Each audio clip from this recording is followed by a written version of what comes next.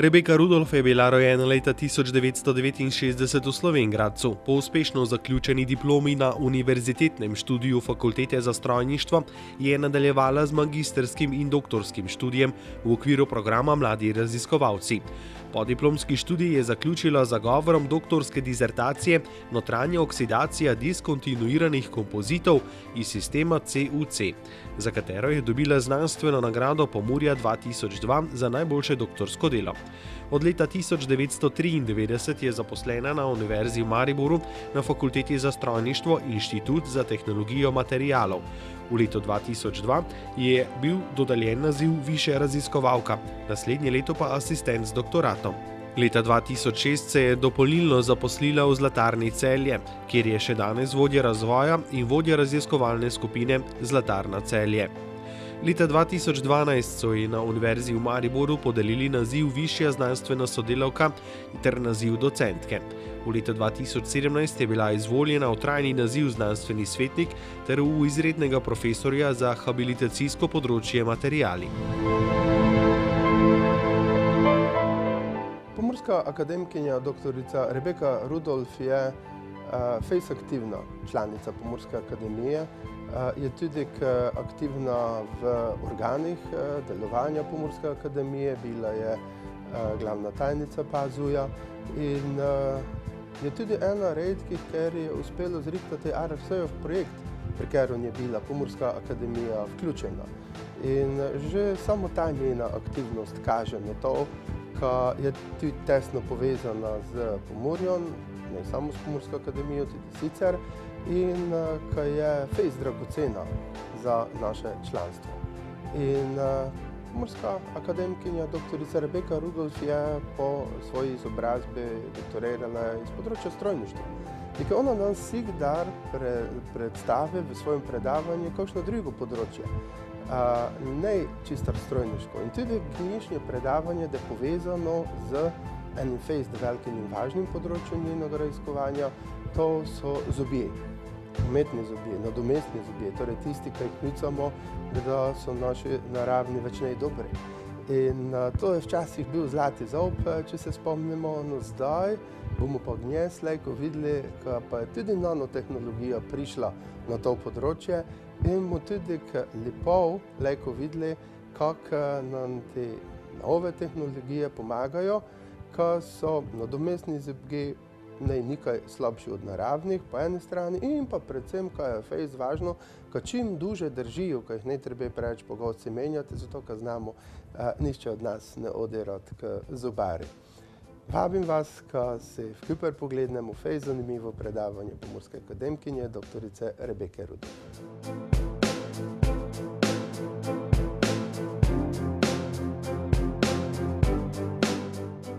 Precizijsko litje je proces, ki temelji na vlivanju in strajevanju taline na odstranjeni vosek.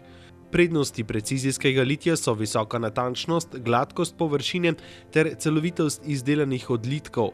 Vse značilnosti pa se lahko uporabijo tudi v nanotehnologiji. Tako izdelani odlitki iz zlitin kobalta, kroma, titana in srebra ali zlata so že vrsto let poznani kot biokompatibilni materiali z izjemnimi elastičnimi lastnostmi in se uporabljajo na področjih ortopedije in zobozdravstva ter pri izdelavi mnogih medicinskih naprav. Po drugi strani so danes zelo uporabljeni nanodelci plemenitih kovin in to predvsem na osnovi zlata. Ti nakazujejo edinstvene fizikalne in kemijske lastnosti, kot so velika reakcijska površina, dobra absorpcija in prevodnost.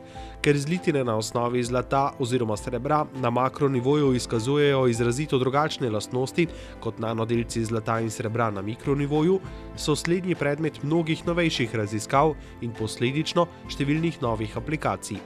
Vendar pa se večina raziskav na področju precizijskega litija plemenitih kovin ne osredotoča na nanotehnologijo, ki predstavlja velik raziskovalni potencial. Z uporabo nanotehnologije oziroma izboljšanega precizijskega litija bi tako pridobili popolnoma nove lastnosti materialov, uporabne na številnih področjih s prvenstvenim ciljem v zdravstvu. Predstavitev tega pristopa in kategorizacije teh postopkov je tako glaven cilj našega predavanja, tekom katerega bomo predstavili nov način izdelave zlitin in karakterizacijo njihovih lastnosti, kar predstavlja pomembno iztočnico za prihodnje raziskave.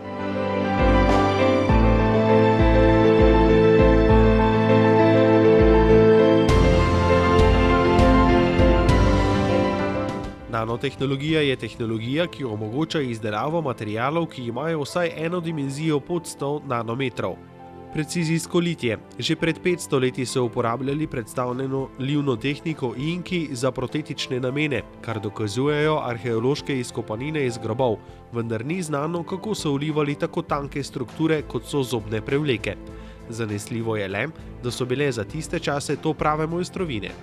Plemenite kovine. Dolga stoletja je veljalo načelo, da se v protetične namene lahko uporablja le čisto zlato, ki pa ni bilo dovolj trdno. To so v današnjem času znamenjale zlate zlitine, ki jih utrdimo z legiranjem in termomehanskimi postopki.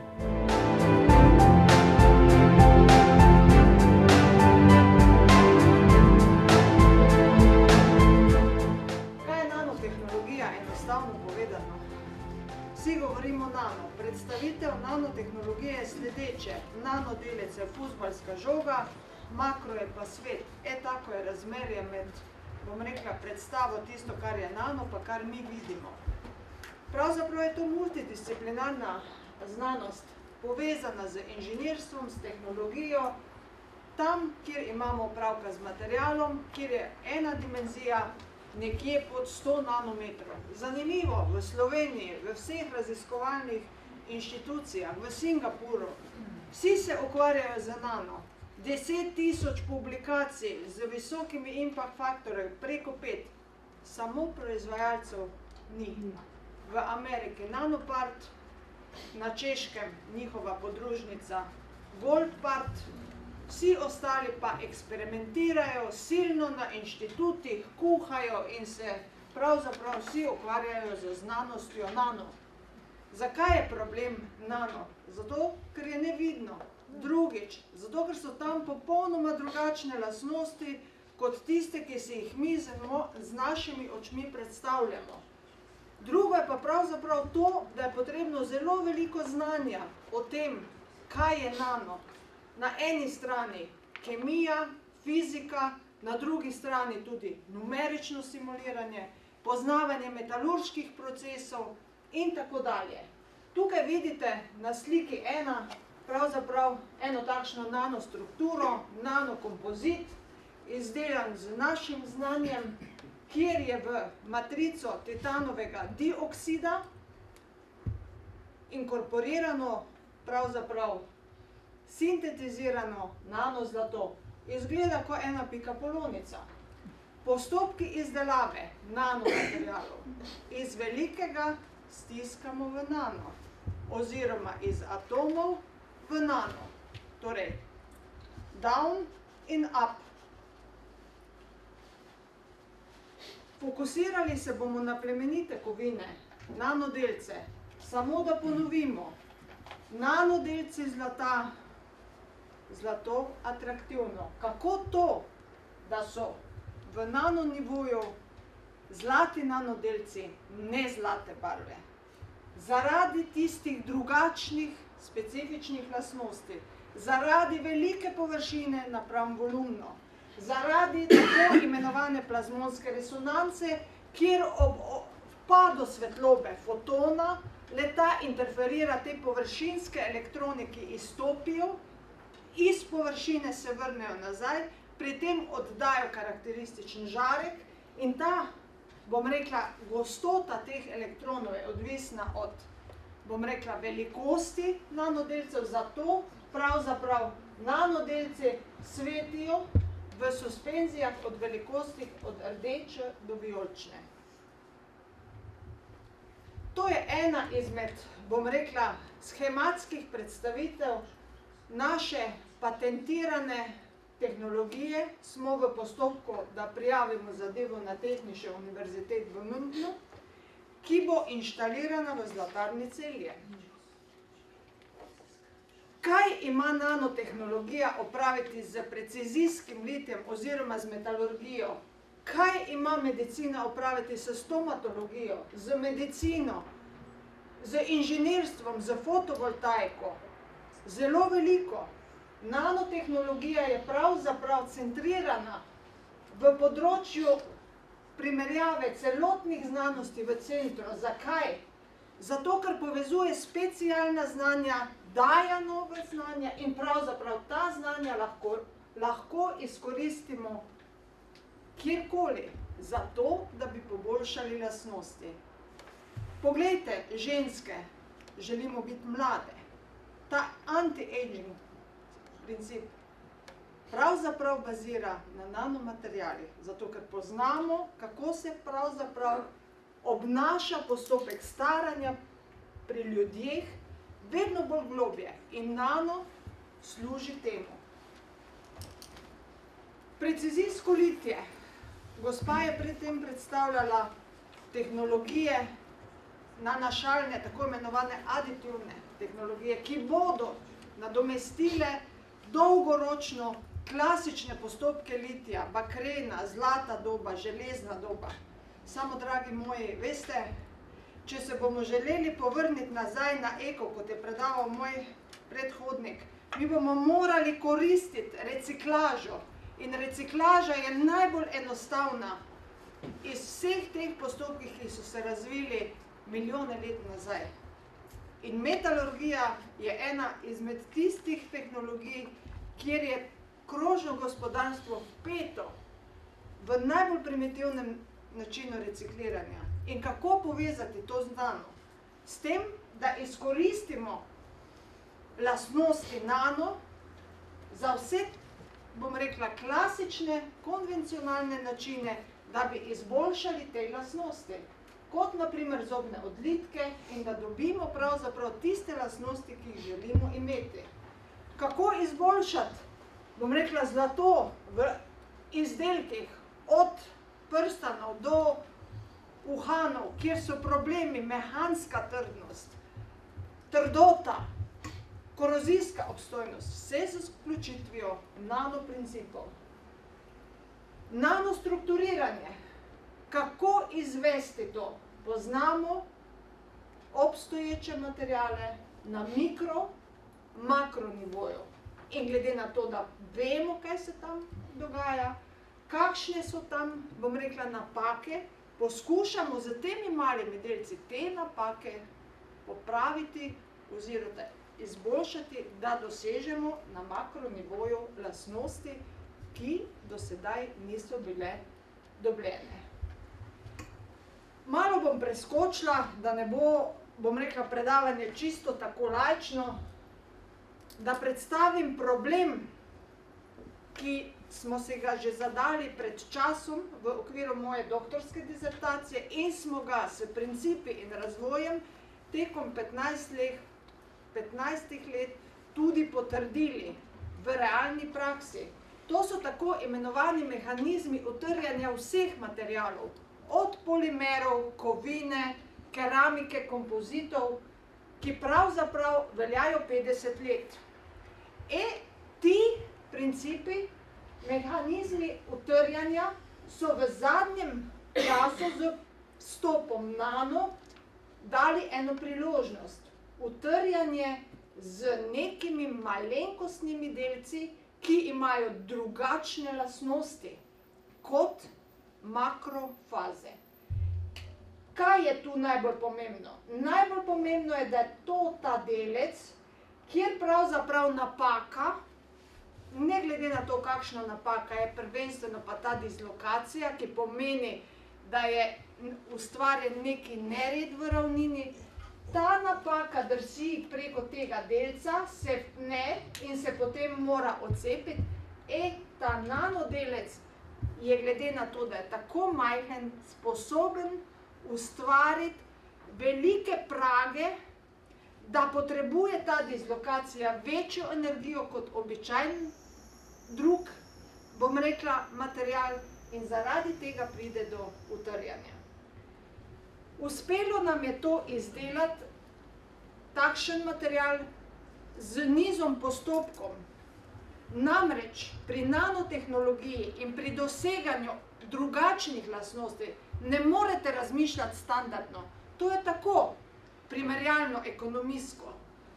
Želite imeti kredit, nimate kredita, zastavite sliko, ki je plagiat, dobite kredit. Istih principov se morate posluževati pri razvoju materialov. Torej, konvencionalno vemo, da tega ni možno izdelati z nobeno tehniko. Z nobeno tehniko ni možno dobiti nanodefektov, zato ker ni možno. Ko ustvarite pogoje, ko hitro nekaj naredite, ko hitro odlijete, difuzija ne steče do konca, ostanejo prazna mesta.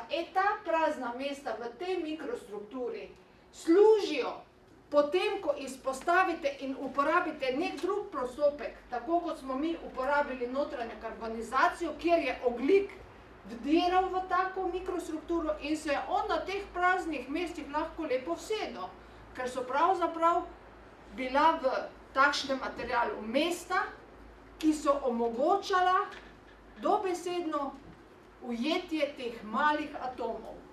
Ko smo pravzaprav pripravili takšne strukture, kjer vidite super nanodisperzijo grafita, smo pravzaprav pristopili k oksidaciji. Dragi moji, kaj se zgodi, ko kurimo grafit v peči? Kaj nam gre ven? Plin. Zato, ker grafit, ki, bom rekla, reagira z kisikom, torej CO ali CO2. Kaj se je tu zgodilo? Tu se je zgodilo, da ko je ta kisik prišel not, spet za eno finto, ki sem jo, bom rekla, je bila tema moje doktorske dizertacije, smo pravzaprav za to oksidacijo notranji grafit dobili lepo mehurčke not, nanomehurčke. To je bil prvi material, kjer smo razvili utrjen material z nanomehurčke ali nanobubblesi. Tu je zdaj predstavljen ta mehanizem, ki je pa prezapleten. Želim pa predstaviti, kam smo zdaj to prenesli. To smo prenesli na te implantate. Akrapovič dela, bom rekla, te implantate, kjer smo z principi istimi na površini želeli ustvariti takšno, bom rekla, porozno strukturo. Zakaj? Kratek film bomo dali na koncu, če boste želeli. Zato, ker je to edini pogoj, imam še 2 minuti, da se takšen material gradi v usta in da nam implantat ne izpade iz ust. Podobna zadeva, torej nanotehnologija zahteva visoko znanje in ko obvladamo to, pravzaprav lahko dizajniramo vse. Zahvaljujem se, bom rekla, številnim organizacijam, ki pomagajo Evropskemu skladu. Imamo 4 projekte, dajte film. Ne, celo večer, ne? Ne, želim, da vidite nekaj, ki je to.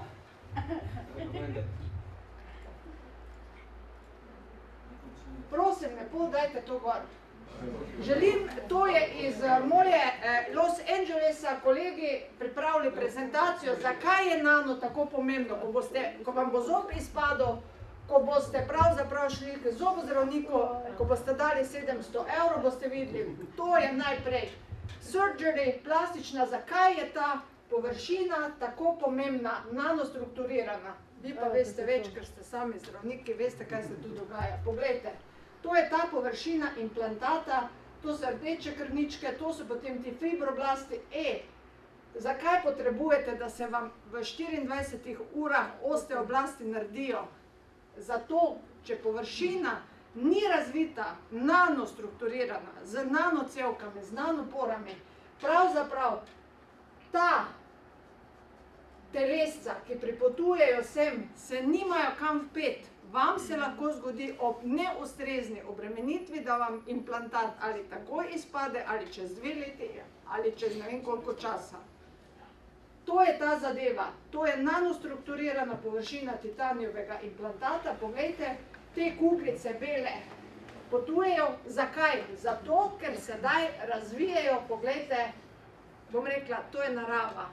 Razvije ko en mah pravzaprav vezo z tujkom, z titanovim implantatom. Poglejte, in bolj, ko je nanostrukturirana, bolj pravzaprav te konice fibrilov lahko na tej površini ustvarja to adhezijo. To se dogaja v roku 14 dni. 3M proizvajalec iz Los Angelesa, Zimmer implant, ima tako razvito nanostrukturirano površino tega implantata, to je naš cilj, ker je to maksimalna konkurenca, da lahko takšen implantat dokončno obremenite že v 48 urah in čau pero za 3000 evrov. Gremo domov. No, to se zgodi in to vam naredi zobozdravnik po 2 mesecih, kjer vam izdibla od šraufa, bom rekla tole, kaj je to, ne vem, vijak, in vam lepo vstavi zobek noter in vi se smejete in imate Hollywood smile.